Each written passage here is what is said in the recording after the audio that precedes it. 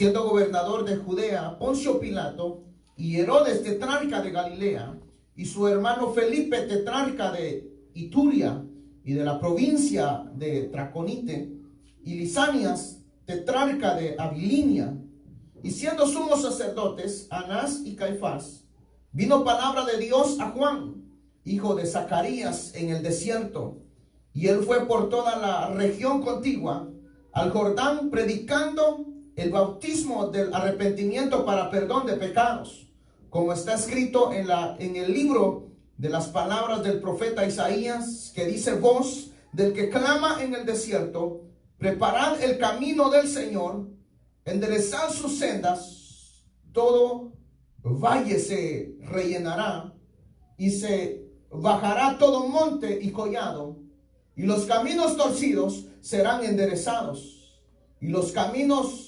ásperos allanados, y verá toda carne la salvación de Dios.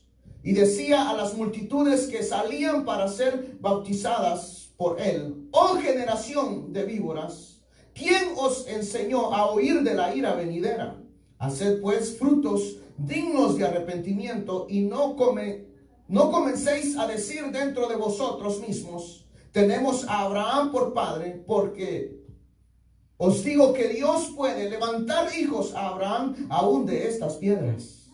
Y ya también el hacha está puesta a la raíz de los árboles. Por tanto, todo árbol que no da buen fruto será cortado y se echa en el fuego.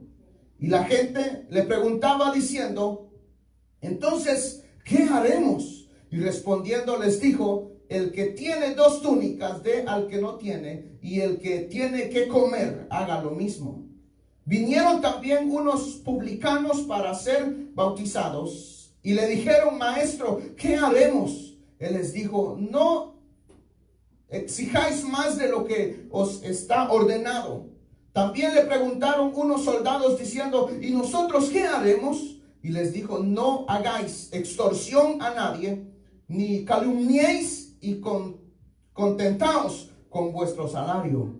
Como el pueblo estaba a expectativa, preguntándose todos en sus corazones si acaso Juan sería el Cristo, respondió Juan diciendo: todos, yo a la verdad os bautizo en agua, pero viene uno más poderoso que yo, de quien no soy digno de desatar las correas de su calzado. Él los bautizará en Espíritu Santo y fuego. Su aventador está en su mano, y limpiará su era, y recogerá el trigo en su granero, y quemará la paja en fuego que nunca se apagará. Con estas y otras muchas exhortaciones anunciaba las buenas nuevas al pueblo. Entonces Herodes el tetrarca, siendo reprendido por Juan a causa de Herodías, mujer de Felipe su hermano, y de todas las maldades que Herodes había hecho, sobre todas ellas añadió además esta: encerró a Juan en la cárcel. Gloria a Dios. Oremos al Señor. Digamos: Padre y buen Dios que estás en los cielos, tú nos permites, te damos gracias, Señor, de tu presencia, por la oportunidad, Señor, que tú nos concedes Padre, las vidas de permitirnos, Señor, poder estar una vez más ante tu presencia, Señor, para poder meditar en tu maravillosa palabra.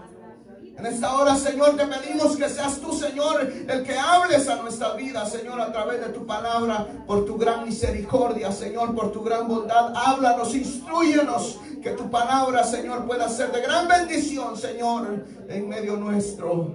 Te lo pedimos, Señor, en el nombre de Jesús. Usa mi vida, Señor, para la honra de tu nombre.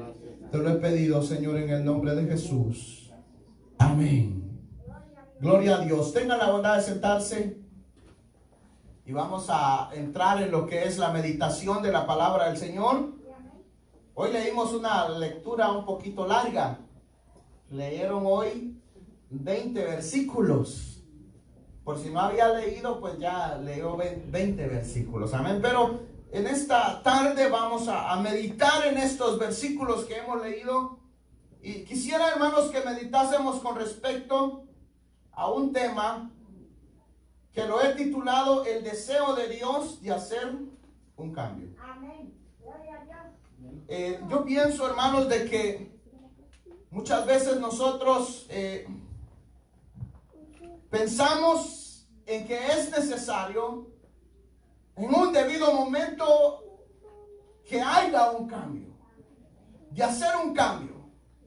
Pero realmente nosotros conociendo lo que es la soberanía de Dios, que todas las cosas están conforme a la voluntad del Señor, tenemos que saber nosotros de que los cambios van a suceder cuando Dios le place que el cambio suceda.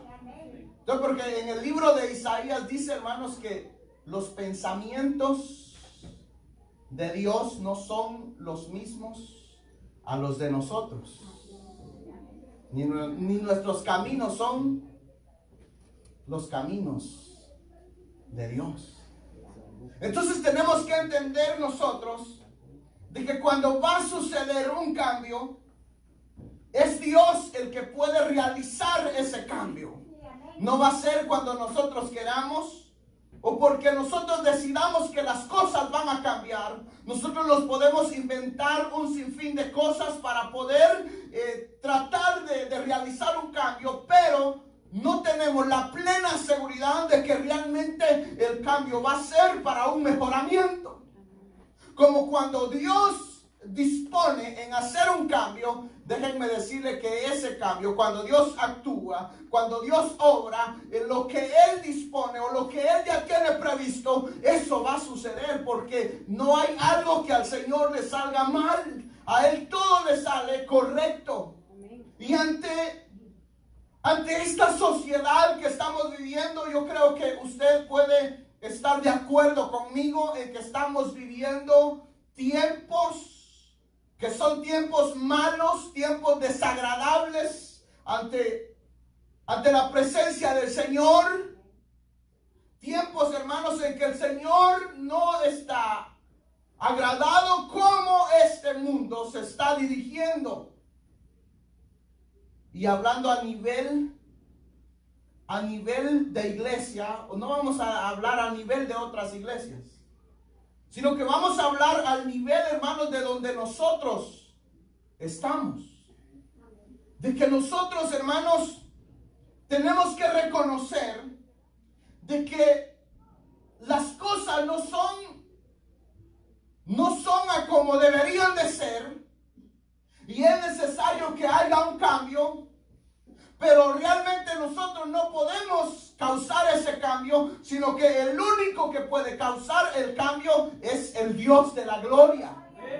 Es el único que puede tomar el control de todas las cosas. Y el Señor, muchas veces, hermanos, nosotros pensamos de que si un gobierno llega a cambiar y tal persona llegara a ser el presidente o llegara a ser el rey, o que tuviese una persona tal cargo, diríamos, entonces sí veríamos un cambio.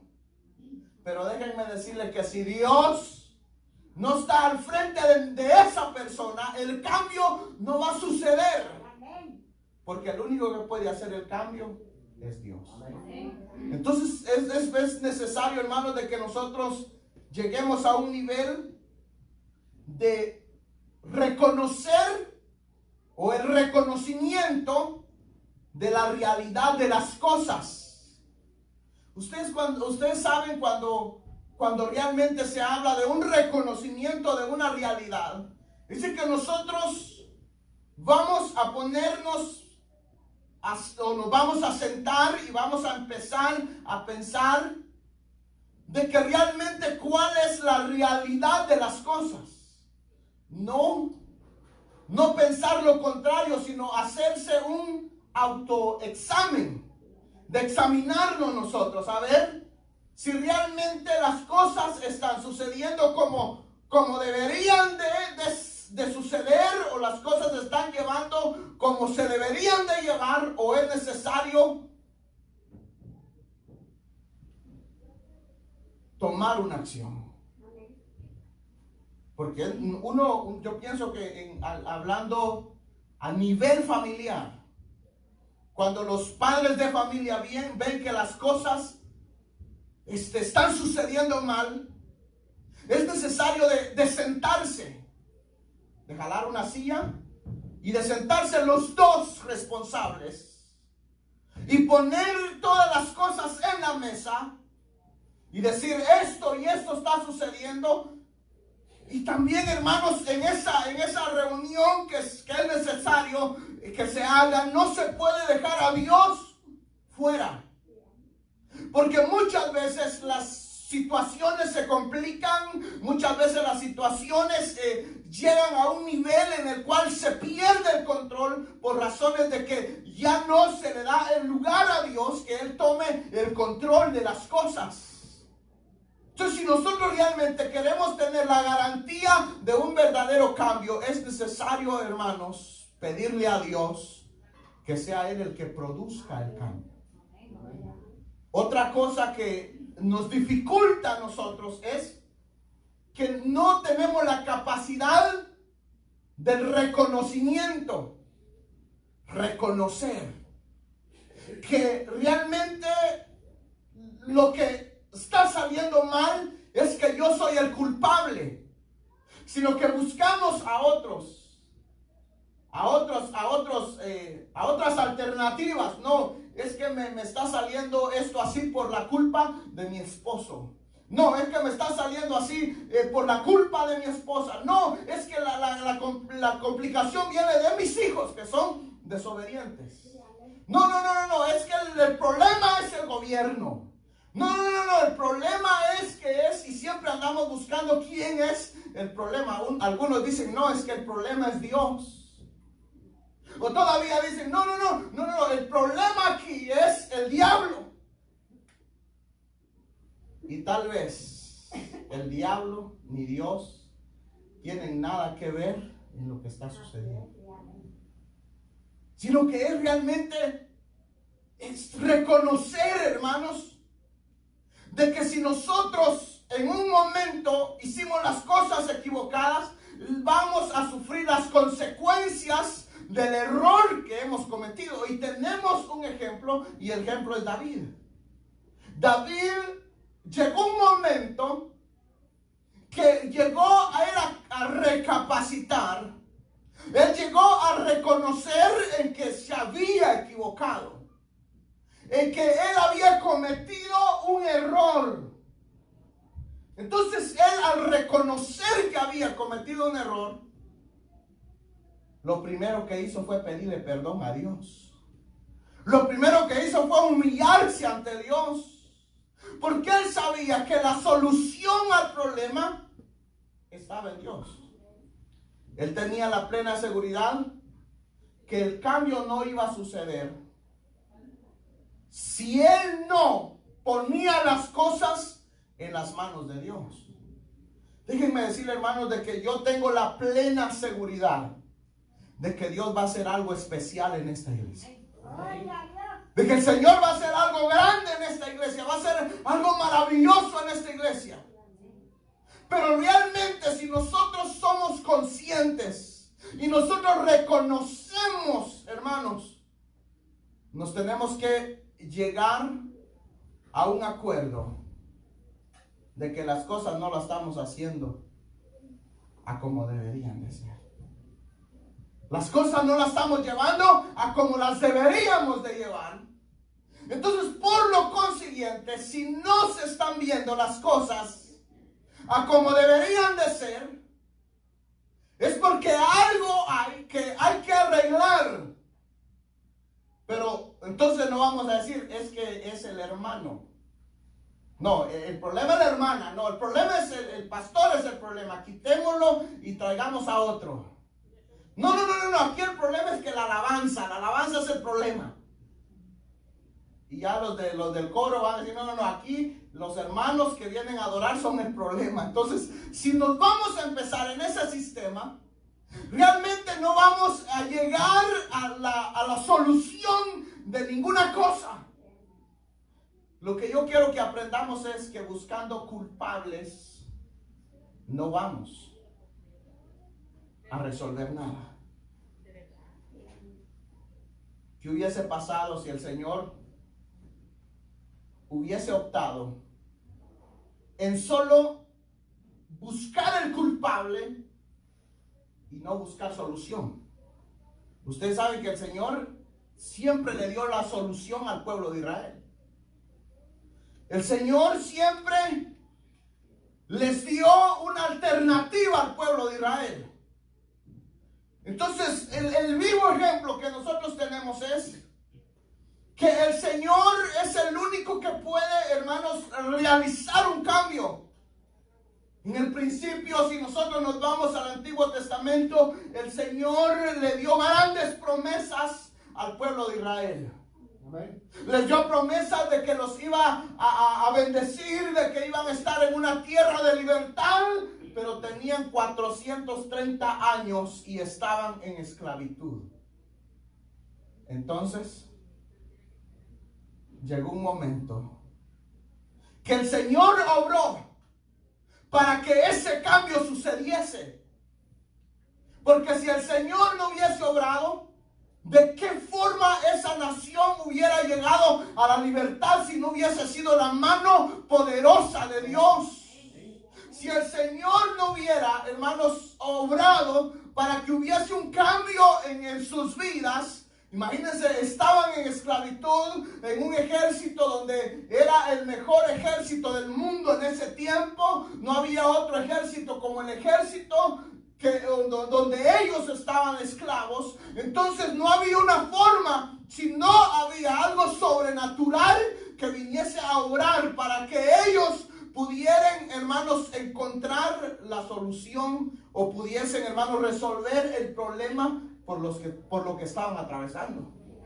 Entonces, de esa manera fue que el Señor llamó especialmente a Moisés para que a través de Moisés el pueblo de Israel encontrara la libertad. Pero ¿quién fue el que inició? ¿Quién fue el que tomó la iniciativa para que ese cambio sucediese? Dios.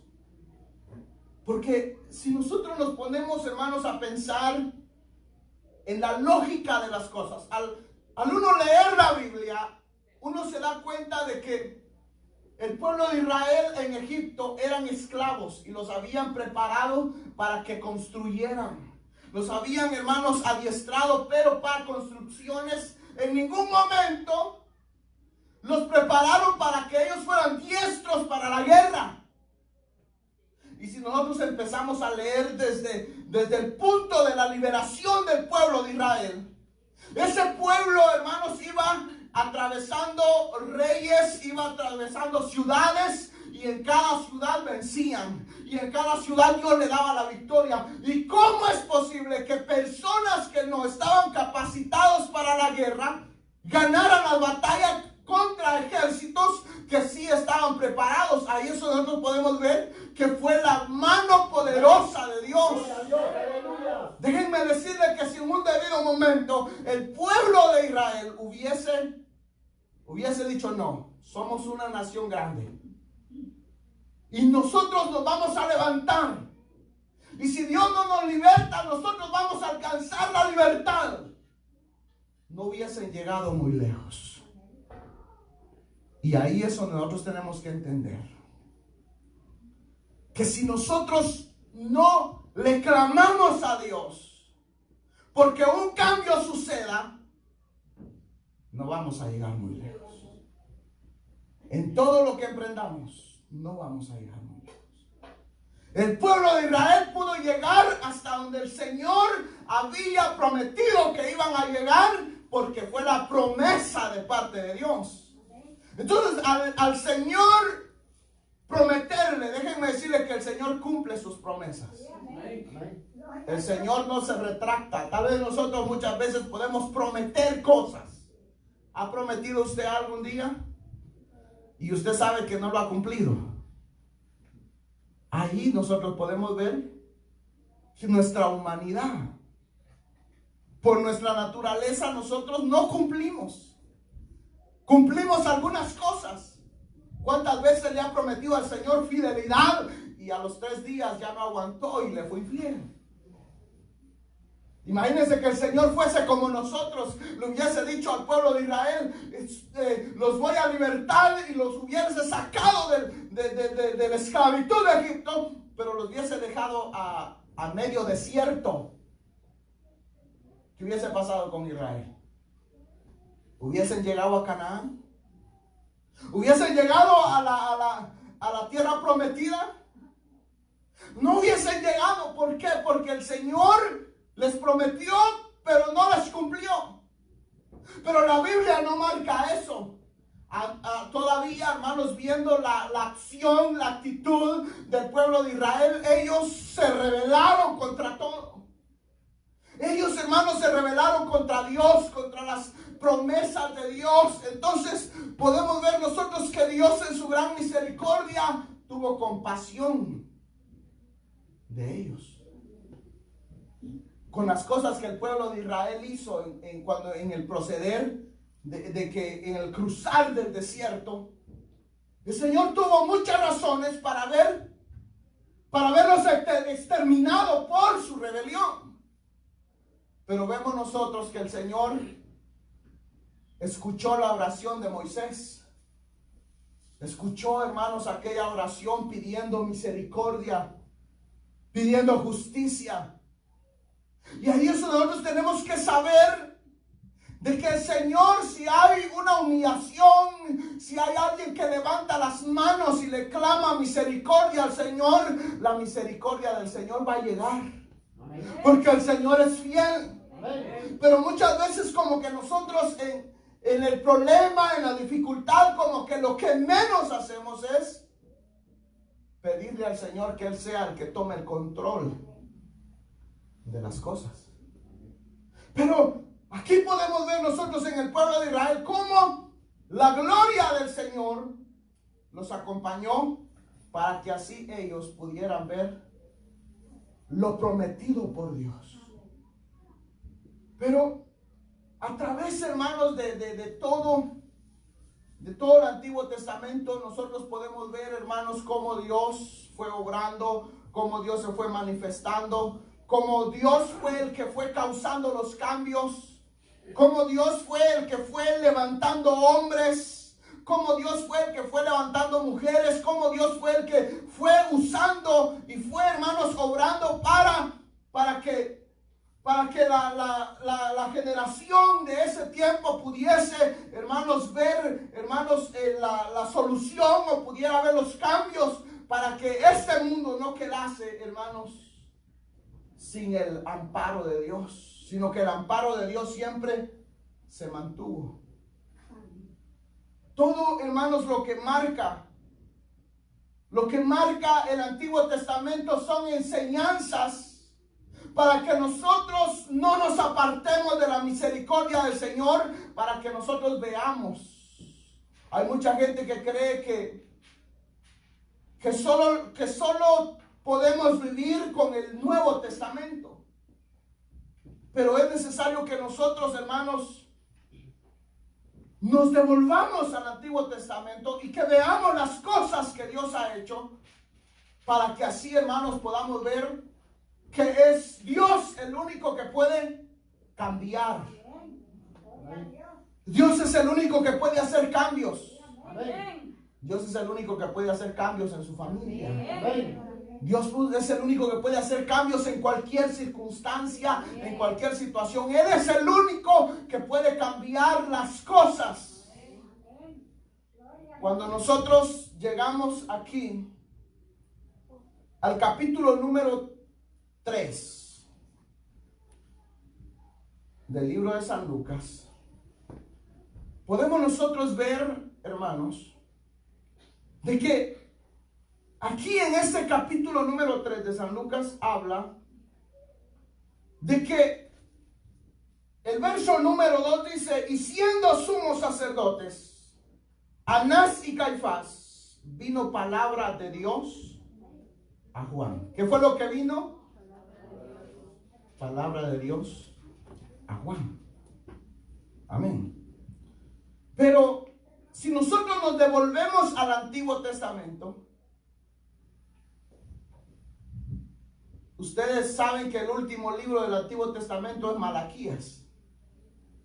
Entonces, Malaquías dio una profecía de lo que iba a suceder, en cómo Dios iba a obrar sobrenaturalmente para obrar y para poder salvar a la humanidad.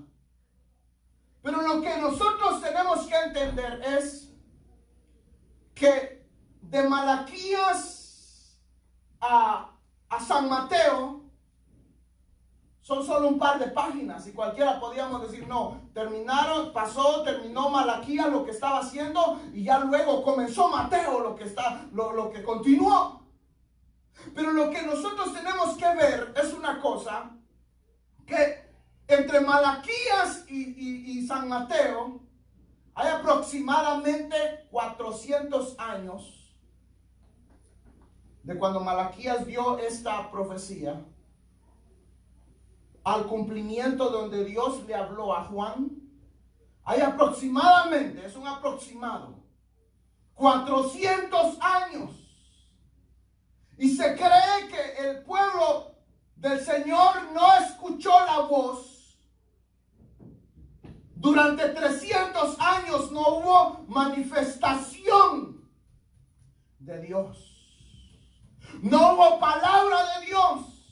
Entonces quiere decir que 400 años, 300 años, no había palabra del Señor. Si nosotros vemos desde Abraham, Isaac, Jacob, Moisés, Josué y los profetas mayores, los profetas menores, siempre ellos tuvieron contacto sobrenatural con Dios. Dios, hermanos, les hablaba a ellos. Venían ángeles y le traían mensajes a ellos. Pero desde Malaquías hasta San Mateo no se habla y no hay mención de que hubo una revelación. Entonces no, hermanos, en ese tiempo quiere decir que no hubo voz de Dios para nadie, sino que hubo un silencio. Y nosotros tenemos que entender que cuando estos libros se escribieron, hubieron muchos años de diferencia. Nosotros hoy podemos leer la Biblia y podemos creer que nosotros, claro, los 66 libros están juntos, pero aquí hay, hermanos, miles y miles de años de diferencia. Pero a lo que yo quiero que nosotros entendamos es de que en esos años que no hubo palabra de Dios, que hubo silencio del Señor, cualquiera pudo haber pensado que Dios ya no iba a hablar. Como muchos hoy en día dicen, no, es que el Señor hace tiempos, Cristo Jesús hace más de 2000 años prometió que iba a venir por su iglesia. Yo lo sigo esperando y no viene. Saben, hermanos, no es tardanza, dice su palabra, sino que es misericordia. Amén. Pero no pensemos nosotros de que el Señor se ha olvidado. No pensemos nosotros de que el Señor, si ya no habló, las cosas ya no van a suceder. Déjenme decirle que las cosas, no importa cuánto tiempo, pero cuando al Señor le plazca, va a empezar a obrar.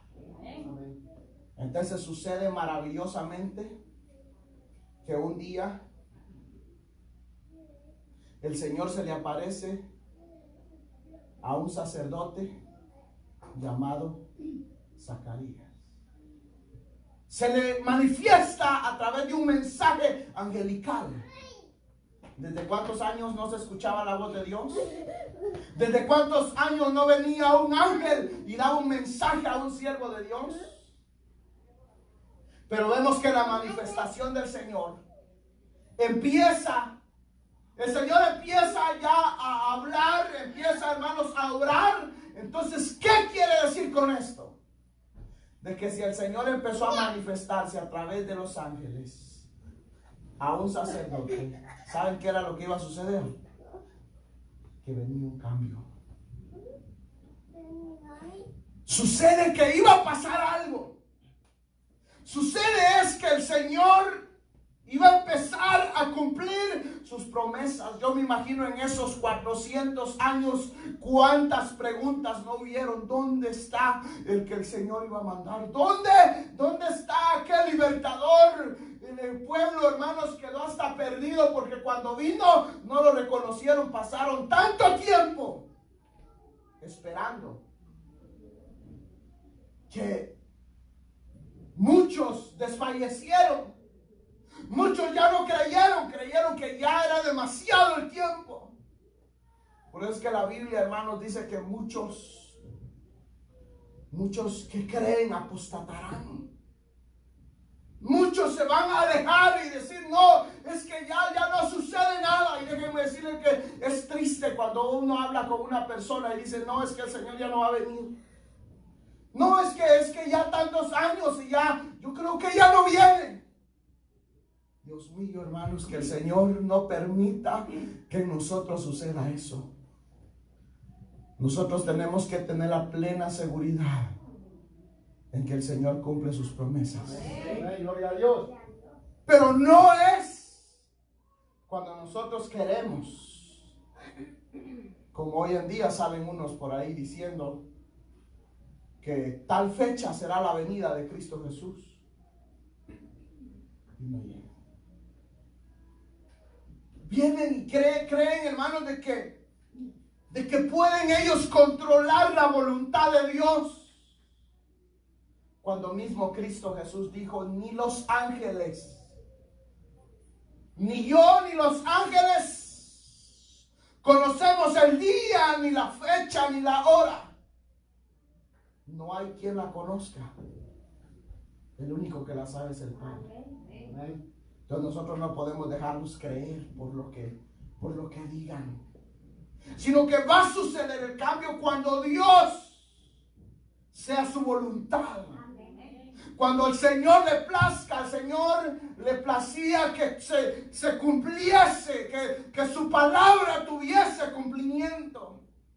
Entonces vino el mensajero a decirle a Zacarías, tu esposa Elizabeth tendrá un hijo. Amén. Y llamará su nombre Juan. Amén. Una mujer que era estéril. No podía tener hijos. Pero el Señor le placía que ella fuese la madre de aquel que dice que es voz del que clama en el desierto. Amén. De aquel que iba a venir a enderezar los caminos del Señor. Aquel que iba a venir a llevar el mensaje. Y después, un par de días, un par de semanas después, otra manifestación angelical y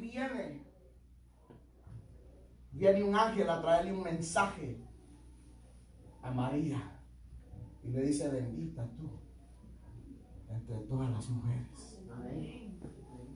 Al Señor le ha placido que de ti nazca el Salvador del mundo. Amén. Y el Señor ahí mismo se le manifiesta al esposo o con el que ella estaba desposada. Para revelarle también de que no se preocupase. Dice José, no te preocupes, que todo está bajo control. Es obra del Señor. Pero ¿cuántos años atrás no había visto, hermanos, manifestación? Los ángeles no habían traído mensaje. Pero ahora cuando vemos que el Señor se dispone a causar un cambio, a que venga el cumplimiento de su palabra, para Él cumplir promesas, empiezan las revelaciones con los ángeles. Y luego, hermanos, dice que atrás viene el Espíritu Santo. Y ahí es donde nosotros llegamos, hermanos, aquí al capítulo número 3. Ya cuando el Señor, hermanos, ya tiene el plan, ya tiene todo, ya, hermanos, va a cumplir lo prometido. derrama de su Santo Espíritu. Elizabeth, llena del Espíritu Santo. El niño que estaba en el vientre sin haber nacido, ya dice que ya venía lleno del Espíritu Santo. Entonces ahí fue, hermanos, cuando aquel nació. Y se llegó el tiempo que empezase, hermanos, a llevar el mensaje, a enderezar, hermanos, los caminos torcidos, a orar, pero andaba preparando el camino para aquel que vendría. El verso 16 dice: respondió Juan diciendo a todos: yo a la verdad os bautizo en agua, pero viene uno más poderoso que yo, de quien no soy digno de desatar la correa de su calzado. Amén.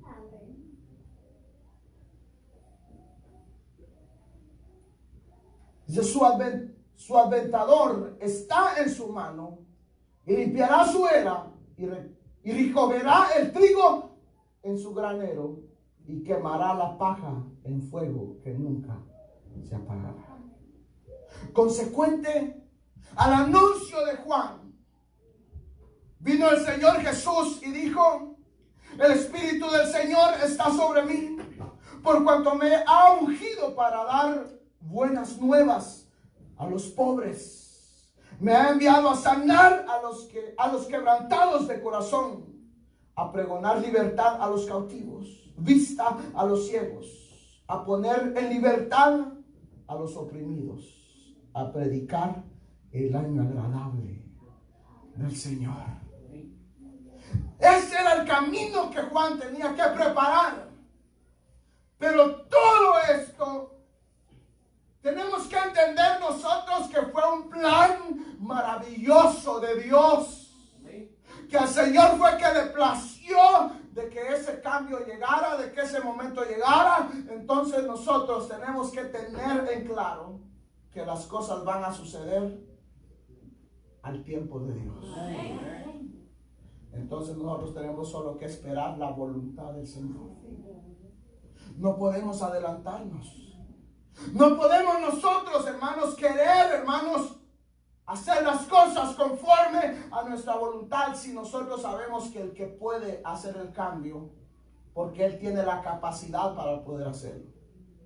Nosotros tenemos la intención de que suceda un cambio, pero es Dios el que decide si el cambio sucede o el cambio no sucede. Pero lo que yo les motivo es que nosotros depositemos nuestra esperanza en Él, que depositemos nuestra confianza en Él, y a su tiempo Él va a obrar. No desmayemos, no nos cansemos, sigamos alabándole, sigamos glorificándole, sigamos exaltándole, que a su tiempo nosotros veremos la gloria del Señor.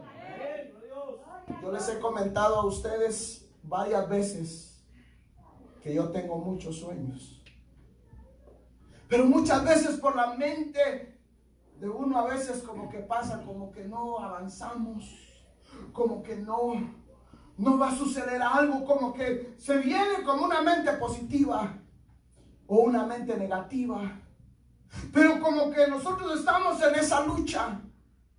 Y un día yo me fui a acostar y el Señor me dio un sueño maravilloso. Hace muchos años atrás, cuando todavía, hermanos, yo no había sido llamado al ministerio, pero ya predicaba la palabra del Señor. El Señor me revelaba siempre predicando su palabra y siempre predicando su palabra. Pero unos días atrás como que vino la mentalidad negativa y tuvo que venir ese sueño maravilloso. Empecé a soñar y como en una forma, hermanos, poderosa que solo Dios puede obrar. En el sueño yo fui llevado a la Casa Blanca. Y en la Casa Blanca el Señor me mostró la silla donde se sienta el presidente. Y me dice, ¿tú sabes quiénes se sientan aquí? Se sientan los que yo quiero que se sienten. Y luego me llevó, hermanos, a lo alto de la Casa Blanca. Y me acercó como cuando uno acerca algo con una larga vista. Y cuando me acercó en ese sueño, yo miré una tela de araña. Y en esa tela de araña miré 3 arañas. Una araña grande y 2 arañitas. Y me dijo, ¿sabes quién las puso ahí? Yo las puse ahí. Y me dice, yo te puedo poner a ti donde yo quiera. Saben, hermanos, de ahí como que uno se levanta emocionado y lo único que uno hace es postrarse ante la presencia del Señor. Y hermanos, y saber que todo se mueve conforme a la voluntad del Señor. Así nosotros pensemos que hermanos, que tal vez ya no se puede, o que pensemos de que ya no va a haber solución. El Señor tiene el control de todas las cosas. Y los cambios van a suceder cuando Dios quiera, no cuando nosotros queramos. No importa cuántos años pasen, pero de que la gloria del Señor va a llegar, va a llegar. No importa qué cosas pasemos. No importa, hermanos, quién lo abandone. No importa quién lo deje, no importa quién deje de creer en usted, o hermanos, o no importa quién lo desampare, quién lo deje solo, déjenme decirle que el Señor no lo va a desamparar. Gloria a Dios, aleluya. Y en medio de la soledad, el Señor obra maravillosamente. Pero los cambios van a suceder cuando el Señor le place que los cambios sucedan. Así que lo único que nosotros tenemos que hacer es esperar. Y vino el cumplimiento de aquel Salvador del mundo. Y por eso es que dice el verso 18 del capítulo 4, el Espíritu del Señor está sobre mí, es Cristo Jesús, por cuanto me ha ungido para dar buenas nuevas a los pobres. Hacía muchos años atrás había sido esa promesa. Ahora el mismo de esa promesa está diciendo, el Espíritu del Señor está sobre mí, por cuanto me ha ungido para dar buenas nuevas a los pobres. Me ha enviado a sanar a los quebrantados de corazón y a pregonar libertad a los cautivos. Aquel libertador prometido ya no, hermano, se decía vendrá. No, ya había venido. Ya estaba ahí el libertador. Y eso solo Dios lo puede hacer. Solo Dios es el que puede obrar, hermanos. Por lo consiguiente, nosotros lo único que tenemos que hacer es aferrarnos a su voluntad. No se apresure, no corra. No corra. Tranquilo. Y yo a veces me río porque a veces me dicen, tienen una gran prisa. Y hermano, ¿por qué no se casa, hermano? Y cásese, hermano, cásese, lo queremos ver casado. Y yo, están más preocupados que yo.